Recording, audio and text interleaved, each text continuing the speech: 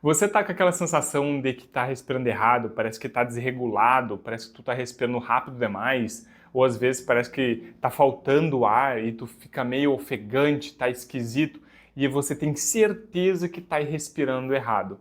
Então, você não tá respirando errado. Tá? E eu vou te explicar por que você não respira errado na corrida de rua, certo? Tudo bem contigo? Meu nome é Fabrício Santana, sou fisioterapeuta, mestre em educação física e atualmente acadêmico de educação física, e nesse canal eu tento misturar a fisioterapia com a educação física para tentar ajudar você a prevenir lesões e também melhorar a sua corrida de rua, certo? Bom, vamos lá. Como assim você não está respirando errado? Mas você jura que está?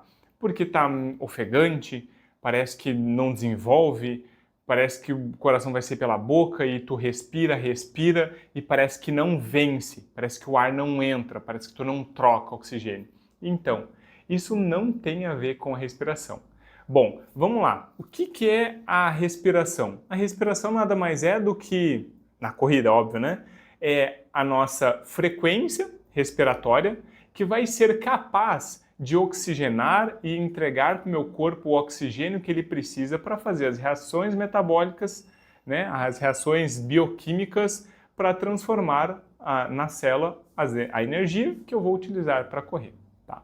Bom, então se eu preciso de oxigênio, eu preciso que o ar entre nos meus pulmões, o sangue capte esse oxigênio, devolva o gás carbônico, faça aquelas trocas gasosas, né? E aí eu vou ajustando a minha respiração para que ela seja eficiente para aquilo que eu estou fazendo. E é aqui que está exatamente o ponto que eu vou te provar por que você não respira errado. Porque não existe jeito certo de respirar. Não tem de vou respirar de 1 para 2, 1 para 2, 1 para 3, respirar pelo nariz e soltar pela boca.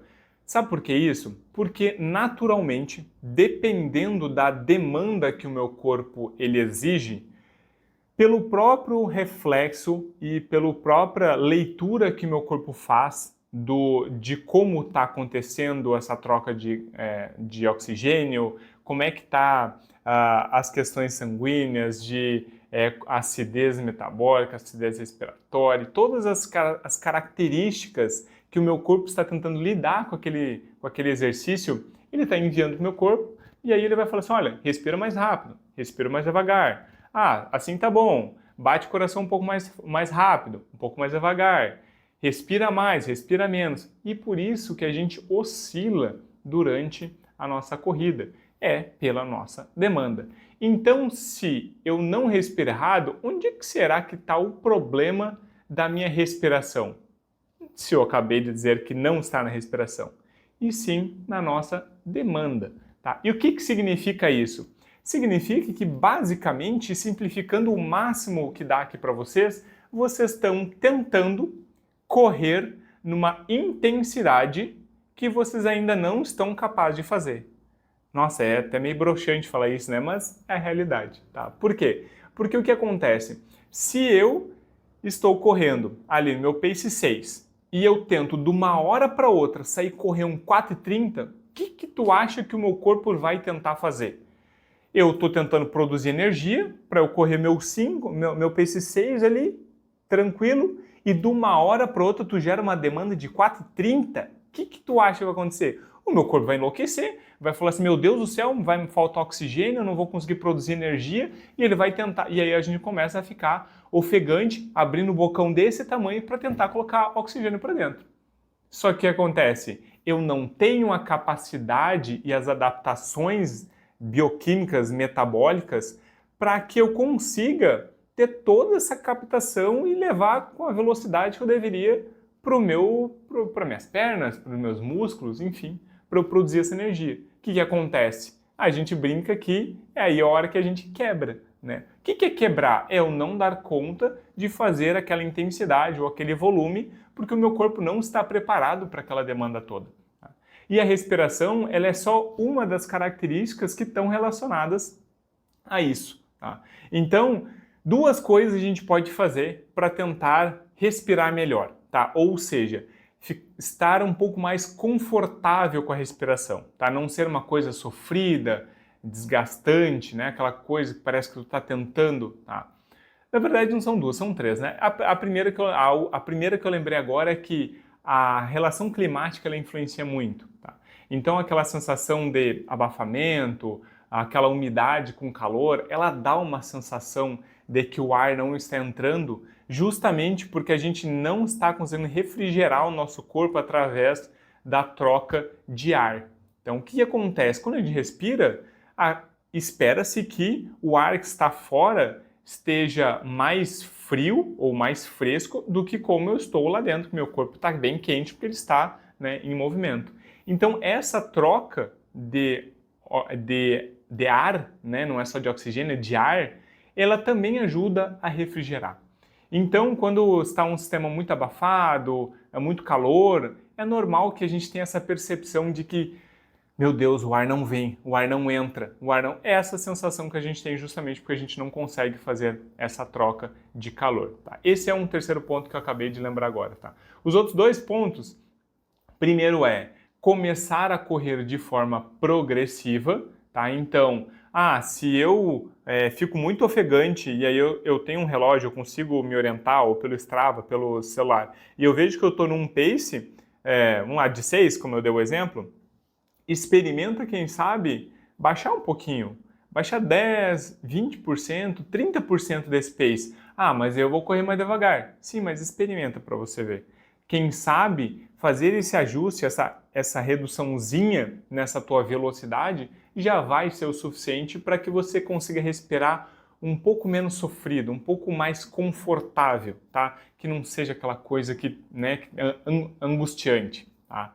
Esse é um ponto que ele é facilmente resolvido, que é baixar um pouquinho a intensidade. Por quê? Porque daí eu diminuo um pouco a demanda e aí, quem sabe, eu consigo encaixar essa dinâmica do corpo me entregar o oxigênio que eu preciso, dá tempo desse oxigênio ir para o meu sangue, vai para as células, eu produzo energia e consigo fazer esse ciclo funcionar porque naquela velocidade que meu corpo consegue. Tá? Essa é a primeira de todas. Então, quando você está muito ofegante, está muito difícil, a intensidade pode estar demais, tá?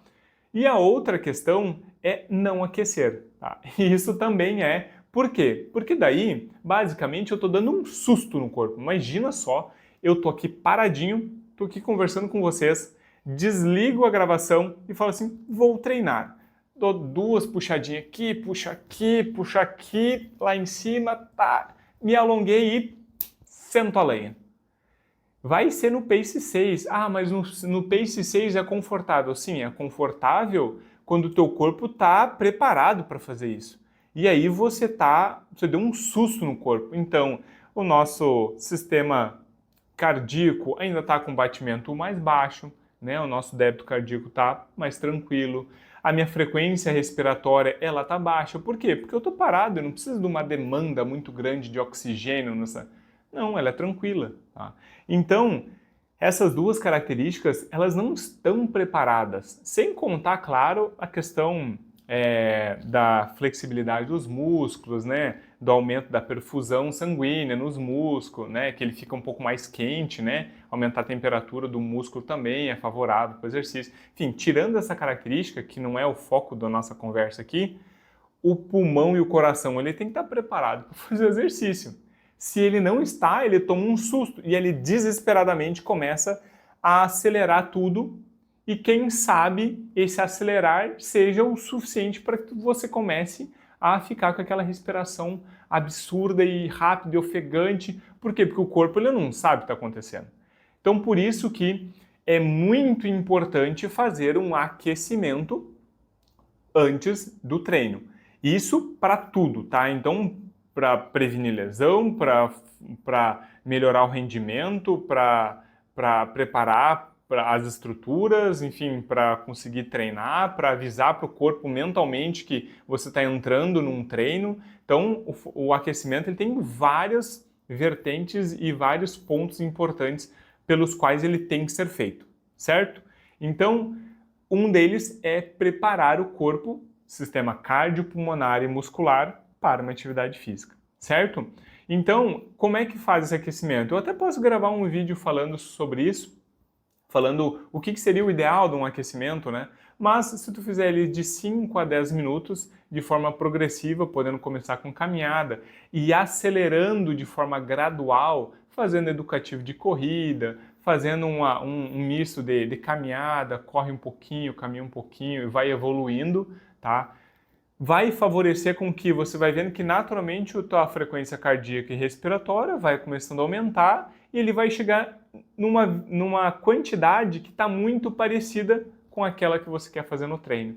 E aí aquela sensação de, meu Deus do céu, eu não tô aguentando respirar, ela reduz bastante, tá?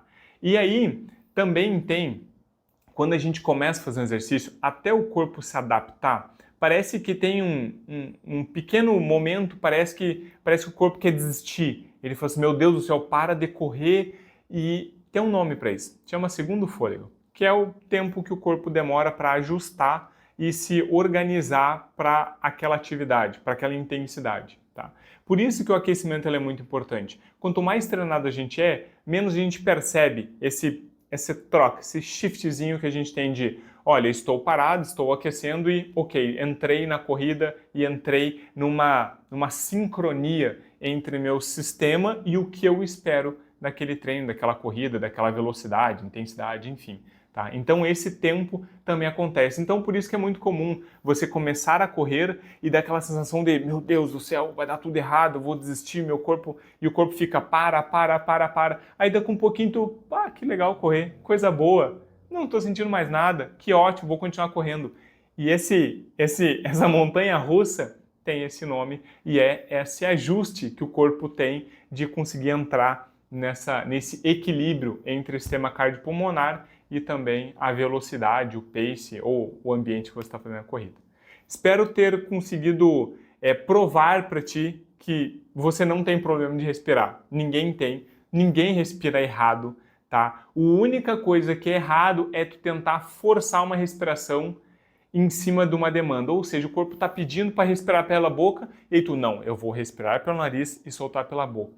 Você não consegue fazer isso, porque a transferência de oxigênio, de ar que a gente precisa jogar para dentro do nosso corpo para manter aquela intensidade, ela é muito grande e o nosso nariz não tem o diâmetro suficiente para conseguir jogar essa quantidade de litros de ar para dentro do nosso pulmão. Então, por isso que quando a gente logo começa a correr, a gente começa a respirar pela boca. Por quê? Porque eu consigo, com mais espaço, jogar mais ar lá para dentro. Tá? Então você não respira errado, ninguém respira errado, não existe técnica de respirar na corrida, não tem o jeito melhor, o jeito pior, o jeito é aquele que o corpo está pedindo para tu fazer naquele momento. E se você controlar a intensidade ou também aquecer, você vai conseguir fazer isso de uma forma muito mais confortável. Tá certo? Espero que eu tenha conseguido ser entendido, se não, deixe aqui nos comentários. E se você tem alguma dificuldade de respirar ou se você tem alguma coisa que aconteceu no dia a dia de vocês, deixe aqui nos comentários que eu gostaria bastante de saber. Um forte abraço e até mais.